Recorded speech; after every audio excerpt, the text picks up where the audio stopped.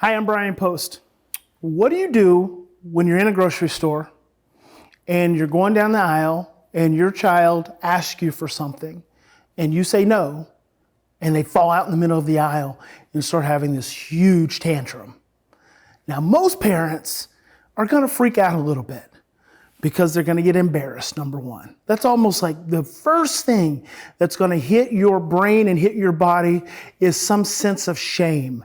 And shame is actually a very real neurochemical experience. It floods your body and it makes you feel tense. It increases your heart rate, changes your pupils dilating. Your mouth may get a little dry. Your stomach may get a little queasy, and your kid's having a tantrum and you're feeling, because what happens when we become stressed is we actually become more paranoid.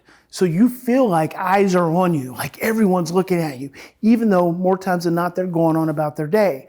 But your kid's in the middle of that floor throwing that tantrum, and the first thing you want to do, if you were raised like I was, is you want to yank them up and you want to swat them on their behind. That's such a common thing. Or you want to threaten them.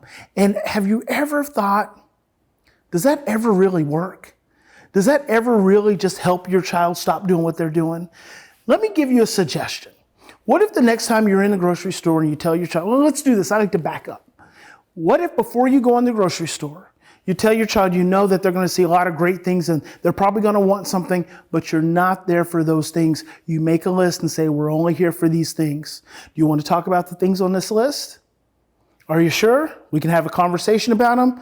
We're probably not going to add anything else. If it's not on the list, we're not going to add it. Do you understand? So if you ask me for something, I'm going to say no. All right. So now you're already setting pre-expectations. Then you get into the store. And because children are prone to suppress short-term memory, meaning they don't always remember from one moment to the next moment, they're going to still ask you because the shiny objects in the grocery store. If you ever taken a picture of an aisle in a grocery store, it's just lit up. It looks like Disney World. I mean, it's just amazing. All of that causes stress in the brain. And when you get stressed, you want to grab for those things. Well, they're still going to ask you. What if you go through the whole process I just talked about and they still fall out in the middle of the floor? The first thing I want you to do is take a deep breath. Take one more. And take one more. I know it feels like an eternity. 3 deep breaths. And I want you to pause for a moment, because what I need you to do is I need you to lower your own stress response so you can respond to your child in a different way. So I'm going to encourage you, go ahead and push your cart on away and come back, and don't say anything to your child. Just stand beside them quietly. And as you're standing beside them and you're not saying anything, you're breathing. I want you to notice that you're calming yourself down. And then you just say to them, it's going to be okay. It's going to be okay. You don't have to touch them. You don't have to kneel down.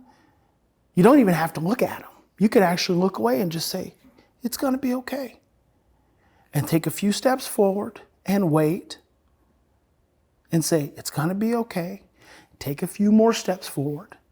And what you're going to be doing is you're going to be giving them an opportunity to transition from the high of wanting the thing to the low of not being able to get it. Because what that does is that actually creates a stress reaction in their brain. And so when they fall out and they throw that tantrum, our culture tells us that they're being disrespectful, that they're being disobedient, that they're being defiant. But really, they're not doing any of those things. What they're trying to do is transition from the high of wanting the object to the low of not being able to get it. And that causes an overwhelming energy and stress in their body. So they're trying to transition. We like to personalize those kinds of things. So take some steps forward, give them some space, and wait. All you've got to do is practice on controlling your own breathing, keeping your own stress and anxiety down. And guess what? No one else is going to die in the aisle. No one's going to get their eardrums blown out because your child is having a momentary transition challenge. The moment you pull your stress away from the situation and create some security and some presence, you're actually creating emotional containment.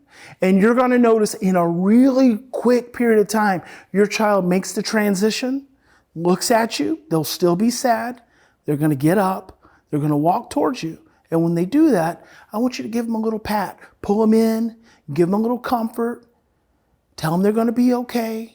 Tell them you're going to get in the store. We're going to go ahead and get out of the store. It's going to be all right. And then you keep moving. Maybe ask them if they want to find the next thing on the list. Engage them in the shopping process. But if they're already overwhelmed and they're already stressed, don't dilly-dally in the store. Get in, get what you need, and get out. So just one thing you can try different than what we usually do. Hope that's helpful.